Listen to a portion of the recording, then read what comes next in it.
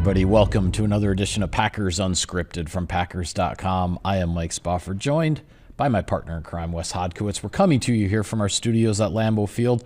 Wes, we finished our last show talking about some of the things we heard from the offensive assistant coaches when they met with the media, the only time that they will do so during the off-season program before we get to training camp. So let's shift gears a little bit and talk about what we heard on the defensive side. And obviously a coach that a lot of people are very interested in, defensive line coach DeMarcus Covington, the new hire on the defensive staff. He comes from the New England Patriots. He had worked his way up from really the bottom position on Bill Belichick's defensive staff all the way up to then becoming the defensive coordinator the year after Belichick is gone, when Jared Mayo took over as the head coach there in New England.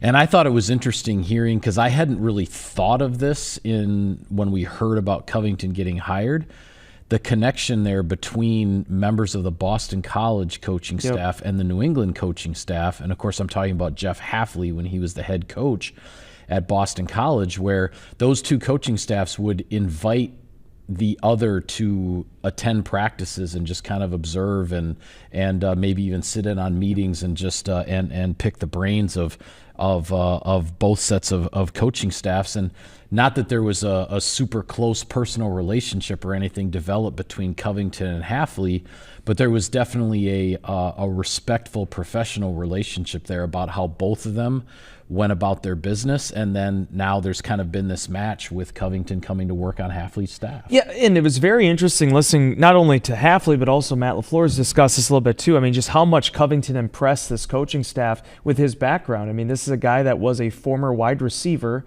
that starts coaching the defensive side of the ball when he's with Bill Belichick in New England. And next thing you know, he's the defensive coordinator for the New England Patriots last season. And again, a young man that is still relatively svelte, I would say, coaching a position of 310, 320-pound behemoths. Yeah. A very unique thing. But to your original point, I think it's the relationships you take for granted. We see it all the time. There'll be members of the Wisconsin coaching staff. Greg Gard came up last year for a practice. When you have those internal relationships where it's Green Bay Packers, Wisconsin Badgers football, it only makes sense to occasionally kind of put your heads together on some things. And it sounds like that's something Belichick was really big on when he was out in New England and challenging his coaches to learn and to see different ways to do things. And the other thing I thought was really interesting from Covington was him mentioning that he doesn't think he's ever coached a first-round pick before. And now he has 4 of them in the Green Bay Packers on the defensive front. So, a very unique addition. And as LaFleur also talked about, they interviewed a lot of really high-caliber, talented defensive line coaches. And Covington ended up being the one that emerged in this whole, series of interviews. And obviously we're getting a small taste for why. Yeah, very interesting for a coach to go from being a wide receiver as a player to then making his way to the defensive side as a coach. Not unheard of by any stretch. Least surprising thing out of a Belichick coaching staff, too. They do that stuff all the time. Yeah, those kinds of things can happen. Another one I thought that was interesting to hear from was new linebackers coach Sean Duggan. And I realized, not just because they share a first name, but Sean Duggan is kind of like the Sean Mannion of the defensive side, in that he was hired a year ago sort of in a more general, like, assistant type of role, but with the idea that he would probably be the next in line for that certain position group when the time came. And to no one's surprise, Anthony Campanelli got snatched up for a coordinator job here in the offseason after just 1 year in Green Bay. So Sean Duggan, after 1 year on Jeff Hafley's staff, now has been promoted to a position coach. And so he's already got the familiarity with a lot of the players and what's going on. He obviously has a longer relationship with Isaiah McDuffie, going back to Boston College where he coached McDuffie there too.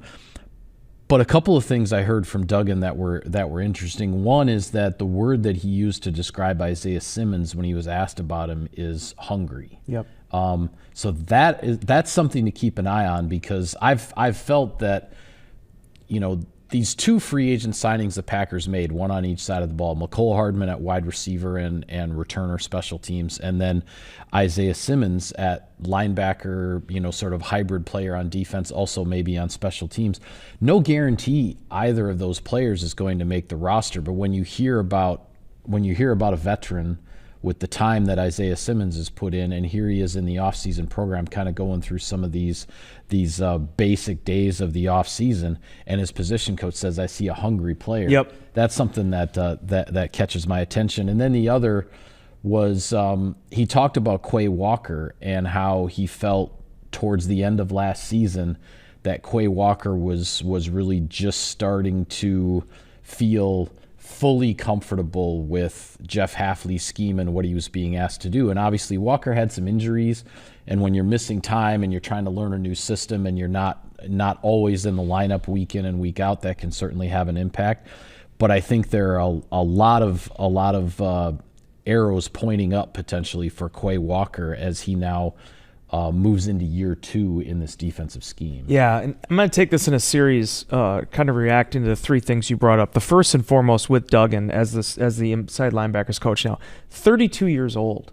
I mean, this is kind of the era we're entering now, where you're going to see some of these guys that were playing college football in the 2010s now becoming position coaches, becoming coordinators. And his connection with Hafley goes back 6-7 years. Yeah. This is a guy that played at BC, was working his way up the coaching tree, then goes and takes a grad assistant job with Ohio State. And ever since then, he's kind of been attached at the hip with Hafley throughout this whole thing. And I think a lot of us felt like as soon as Anthony Campanelli moved on and got that opportunity in Jacksonville, this was the natural progression. And honestly, I think this is the perfect way to build coaching staffs too, where you have these, assistants to the assistant, so to speak, like Duggan was. And now he's sitting in the captain's chair and has a very talented room that he's going to be working with. Isaiah Simmons, I've loved this signing from day one. And there was multiple reasons for that. One, his intangibles, man, you just don't get very many NFL players. You don't get very many NFL defenders with his makeup. And yeah, roll the dice on it, see what happens. Also, by the way, could potentially be a special teams contributor as well. He was the last 2 years for the Giants. But what I really liked about the Simmons signing is it was a very mature decision from both sides. Simmons came in and did a visit with the Packers 2 weeks before the NFL draft. Then the NFL draft happens. Packers don't draft anybody at that position, and then Simmons comes in and they sign him. I felt like that made sense for both sides, and he'll obviously add a lot to that competition. Quay Walker, 5th-year option not exercised. That was a big point of, big topic earlier this month. But I think we're going to see the best version of him this year. I think you're going to see a motivated Quay. Not that he hasn't already been, but I think you're going to see a young man that wants to prove to everybody, I am the Mike linebacker of this defense. I can be the face of this defense going forward. We've seen flashes of it. He has every intangible you want. And one of the big things I've been saying, Michael, the moment that Edgerrin Cooper proved that he could be an every down player for the Packers, the idea of him and Quay Walker on the field together, it's kind of like the Tucker Kraft, Luke Musgrave thing. We want to see it. It is. We haven't seen it too much. And that was I was looking back at last year, just going over when Walker was playing, when Cooper was playing, because both guys were dealing with injuries, and they had their share of time on the field together, but there was actually only one game all season last year that Quay Walker and Edgerrin Cooper were both starters on the defense. And it was the playoff game in Philadelphia. It didn't happen until the postseason. So that is definitely something. And I look at, when you look at Walker, a first-round pick, and Cooper, a second-round pick, and the athletic makeup of those two guys and and what they could do potentially playing side by side, you hope it's one of those things where Cooper can help make Walker a better player and vice versa. Yes. Walker's presence can help make Cooper a better player, and that could really elevate just that kind of what you call the heart of the defense, the core of the defense, with those guys for the most part lining up in the middle of the field. One other comment I want to reflect on from the defensive assistant coaches when we heard from them last week. Derrick Ansley, the defensive passing game coordinator, he didn't wax eloquently in any way about this, but he did mention that he's been impressed so far what he's seen in the offseason program in year 2 from Kalen King, the 7th round draft out of Penn State from a year ago. And this will just be something that's interesting to watch, because we saw a 7th round draft pick at corner a couple years ago, and Carrington Valentine came into his own pretty quickly. The Packers took Kalen King in the 7th round last year. They took Micah Robinson in the 7th round this year. If you get the right guys like that late in the draft, and they get the right opportunity, and everything with the coaching and all that meshes together, you really have the opportunity to develop players that can help you. And Kalen King couldn't have asked for a better situation, quite frankly, with the Packers. Yes, they brought in Nate Hobbs as a big free agent in the offseason, but the Packers didn't draft a cornerback until the 7th round. So Kalen King is going to have an opportunity to prove that maybe there's a place for him, there's a role for him in this defense, and we'll just have to wait and see. And there was 3 vacated spots: Eric Stokes, Corey Ballantyne, and then also Robert Rochelle, all moving on during free agency. So a ton of opportunity. I look at King a lot like the next Brenton Cox Jr., where I actually thought there was a lot to like in his defensive performance last year, especially once he moved to the slot. He looked natural there. But the problem was that he had a bunch of veteran cornerbacks there that were stalwarts on special teams, and he was trying to make up that gap, because ultimately you have to be able to do it on teams to get your opportunities on defense, as you know, Cox had learned the last year and a half, until finally getting that summons mid-season last year where he'd been a healthy scratch, then he ends up with 4 sacks on the season. I see a lot of that same potential on King. Again, remember, this guy was an all Big Ten type player early on. It's like a Colin Oliver situation, right? Like, he hit it really hard early on, and then his junior year happens, and there were some question marks there. But the guy's ability to play the cornerback position, I don't think has ever really been a question. It's just trying to find that opportunity. Ainsley's a guy, much like, you look at, Jerry Gray before him, obviously Joe Witt Jr., these cornerbacks. The Packers have gotten a lot out of these late-round picks over the last decade, and I think King senses that. I know the motivation was there for him watching Carrington Valentine, going from a 7th-round pick to a guy that has now become sort of a linchpin there with this defense. Very, very curious to learn more about him, and certainly for Ainsley to go out of his way. I mean, he could have answered that in a number of different ways, but to mention how impressed he's been by him, I think probably says a lot to the offseason he's put in up until this point. Yeah, and we'll just have to see. Well, next week, the offseason program moves on to OTAs. I want to get your thoughts on some things there, but I'll take care of some sponsor business first. Sirius XM NFL Radio delivers hard-hitting analysis and up-to-the-minute NFL news that true football fanatics need 24/7, 365. And at Cousin Subs, we have something for everyone, like our Wisconsin cheese curds, mac and cheese, golden fries, and creamy shakes, all paired with your favorite sub or sub in a bowl. Cousin Subs, 50-plus years of better. All right, next week. First, a little housekeeping item. We will not have any Packers Unscripted shows next week, unfortunately, because with the holiday on Monday and just some other scheduling things with people involved with the show and whatnot going on, we're going to take a week off. You can tell them I'm going golfing, Mike. It's okay. Yeah. Well, okay, you just told him. So we will use the rest of this show to sort of preview OTAs, and then when we come back after the week off, which would be the first week of June, where OTAs will still be going on, but then we will start to recap some of our observations and what we've seen. Now, that being said, we are only going to get access to one OTA practice per week, and I feel like I say this every year on the show. There will be a lot of coverage of that one OTA that the media, including us, have access to. But you have to remember that the observations are only one day during an entire week of OTAs, and so you just have to kind of have the right perspective, take it with a grain of salt. It doesn't mean that these are decisions that have been made and this is how everything is going to line up for training camp, but we will observe what we can in the time that we have the access. So my question for you is, what is sort of the first thing that comes to your mind in terms of a storyline for OTAs that you're going to be keeping an eye on when you get a chance to be on the sideline? Okay, so this is going to be kind of boring, because this is what everybody does during the offseason, and it's a cliche, it's a narrative about being bigger, stronger, better, faster, all that stuff. I can't wait to see Edgerrin Cooper. I know we just talked about the inside linebackers, but the way that Jeff Hafley kind of propped him up, talking about the changes he's seen in him, I'm curious to just see him on the field. Because at the end of the day, you're right. There's only so much you can surmise from one OTA practice.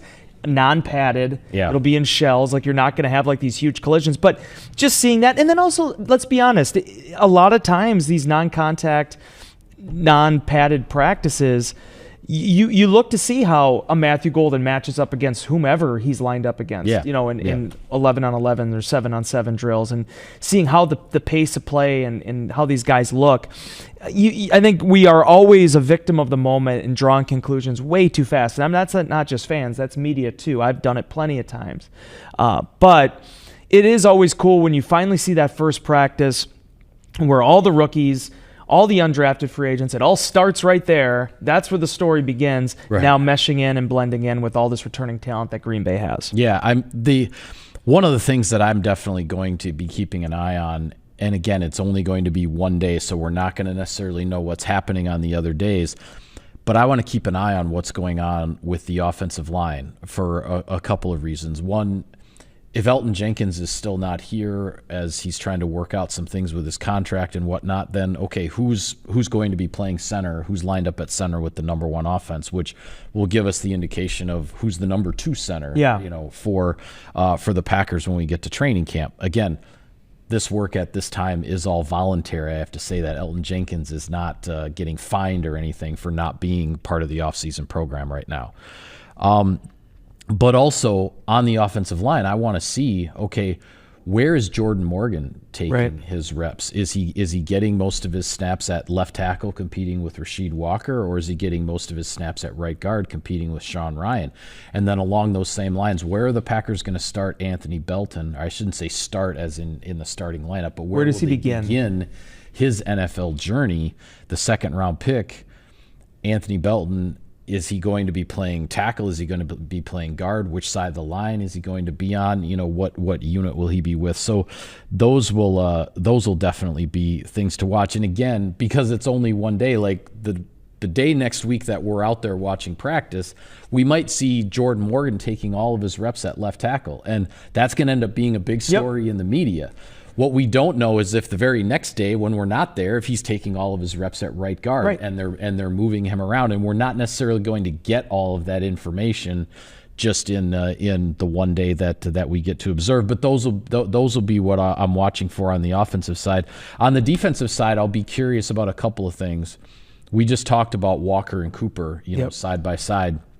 So what's going on with the third linebacker in the supposed base defense, even though the base defense isn't really necessarily a primary position or a primary package? But with Isaiah McDuffie back and Tyron Hopper, a third-round pick from a year ago, now entering year two. So what does the competition look like there? And then with the defensive backfield, with Nate Hobbs coming in as a free agent, a guy that can line up in the slot or on the boundary, where does he line up first, and what are some of the different alignments that Jeff Hafley and Ryan Downard and Derrick Ansley, all the defensive backs coaches, how do they want to do things? If are there times that Hobbs is going to be in the slot, and so then Nixon and Valentine are on the outside, or is it Nixon and Hobbs on the outside and then Bullard is in the slot? Is Bullard playing deep safety? Maybe rotating with Evan Williams alongside Xavier McKinney. All kinds of possibilities. And it'll just be interesting to see how much kind of mixing and matching is going on in the limited time that we get to see the guys out there. Very interested to watch, because obviously, we'll see what happens with Jair. Assuming he's not out there, Carrington Valentine is a perimeter corner. That's where he's hung his hat. But then you also have Keyshawn Nixon, who's talked about being CB1 and showing that he can play out there as well. Hobbs played inside a lot in Vegas, so maybe you have him in that star nickel role. All things the Packers coaching staff have to figure out. I think his intelligence, his experience, he'll be able to flip however Green Bay wants him to. But ultimately, at the end of the day, the first thing that popped off in my head when we were talking about the offensive line, for example, with Jordan Morgan, we were watching Morgan work everywhere last year during training camp. It was tackle, it was guard. And ultimately, when he started the season, it was that 6-man role that he was going to be bouncing around through. There could be situations. Again, one thing that Green Bay's kind of popularized is, hey, we'll work you as the number 1 right guard, and then when we go to the 2s, you're going to be the left tackle. Like, those are options as well, depending on when guys rotate into the lineup at the end of a drill and then maybe going into the next number 2 period. Be that as it may, that's when I've said this comment, and I've made this comment about this being the deepest roster in terms of positions in my time covering the team. That's what I'm talking about, because there was a time, Mike, where you just kind of knew that this is what the alignment was going to look like. And I don't want to throw anybody under the bus and name names and say, but it was like, okay, well, the player X is going to be here, and that's just the way it's going to be. I remember my first few years in the beat in the offseason program, that's a lot of times how it was. Well, now there's a lot of different scenarios that could happen next week and that mini camp in the 2 weeks after that wouldn't surprise me at all, depending on how the Packers want to allocate these resources. That is probably the part of it that is the most interesting to watch. And then also, it is going to be finding out exactly who shines. There is only so much you can learn. But, Mike, you and I have had this conversation numerous times.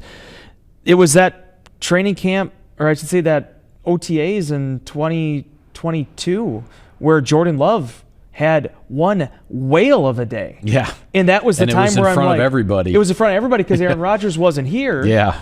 And I was like, holy cow.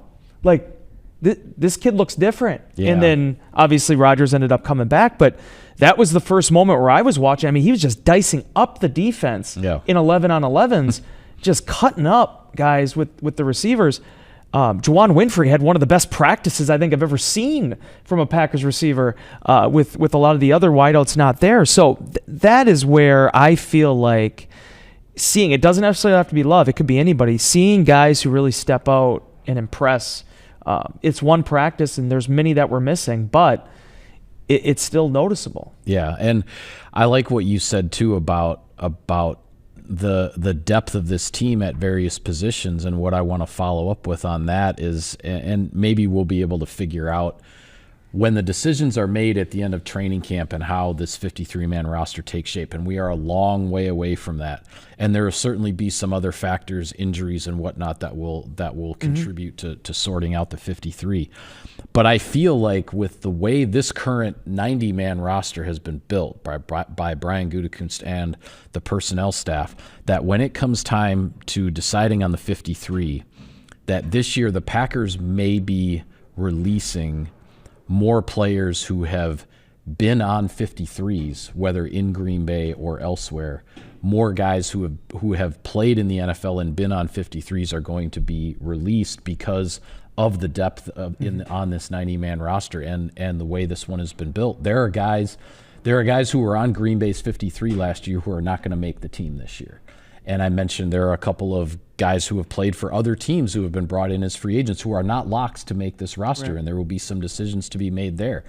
I think the Packers are going to potentially be releasing experienced players. And I'm not talking about the longtime vets necessarily, but guys that, are going to probably end up on the practice squad and still trying to fight their way back because that spot on the 53 might not be there for them this year. And that's a good position to be in. You want to be releasing good football players. You don't want the final decisions at cutdown time to be easy. Right. If they're easy, then the personnel department kind of feels like they didn't really do their job. Right. They didn't make it tough.